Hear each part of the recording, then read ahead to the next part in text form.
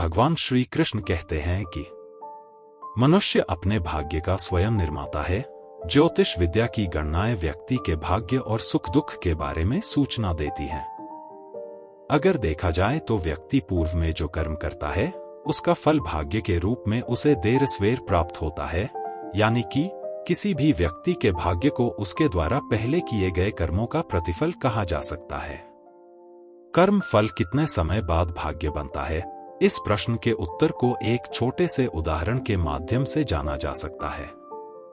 मान लीजिए आज आपने 75,000 रुपए खर्च करके कोई सामान खरीदा और आपसे पूछा जाए कि यह 75,000 रुपए आपने कब कमाए थे, तो यह बता पाना आपके लिए मुश्किल होगा। हो सकता है कि यह रकम आपने एक साथ कमाई हो या हर महीने थोड़ा थोड़ा करके कमाई हो।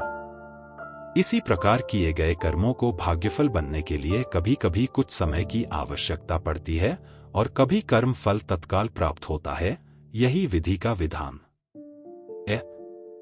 पूर्व में शुभ अशुभ कर्मों के फल को एकत्र कर भविष्य की घटनाओं का सृजन होता है। हर व्यक्ति अपना भाग्य अपने कर्मों द्वारा स्वयं ही लिखता है। कर्म सिद्धांत एवं मान्यताओं के अनुसार कर्म और भाग्य का चक्र एक जन्म तक सीमित नहीं है। प्रत्येक इंसान अपनी किस्मत के हाथों मजबूर है और किस्मत की कलम विधाता के हाथों में है।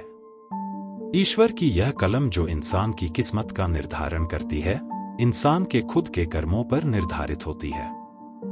भगवान कृष्ण कहते हैं कि किस्मत के लेख का झगड़ा न तो किस्मत का है और न ही अक्ल बुद्धि का है, बल्कि इनका समन्वय ही मानव जीवन है। कर्मों के द्वारा ही भाग्य में परिवर्तन लाया जा सकता है। पिछले जन्म के कर्म और इस जन्म के कर्म दोनों के मिले जुले संयुक्त परिणाम को भाग्य कहा जाता है। अगर पिछले जन्म के कर्मों के फलस्वरूप दुख प्राप्त करना लिखा है, तो इस जन्म में दान पुण्य, उपाय, ईश्वर आराधना एवं अन्य शुभ कर्मों को करने से दुख में कमी लाई जा सकती है। अशुभ फल को पूर्णतः खत्म नहीं किया जा सकता, बल्कि कुछ सुनिश्चित उपायों द्वारा उनकी दिशा को परिवर्तित किया जा सकता है। कुछ नए शुभ कर्मों द्वारा बुरे कर्मों से प्राप्त होने वाले परिणाम के बीच कोई मजबूत अवरोध खड़ा कर दिया जाए तो शुभ कर्मों से बनी दीवार से मुसीबतें टकराकर निष्फल हो जाती हैं। उचित दिशा में सही कर्म करने से भाग्य बदलने लगता है। बस हमें सही कर्म करने का रास्ता, सही तरीका, सही विधि, सही समय का पता होना चाहिए।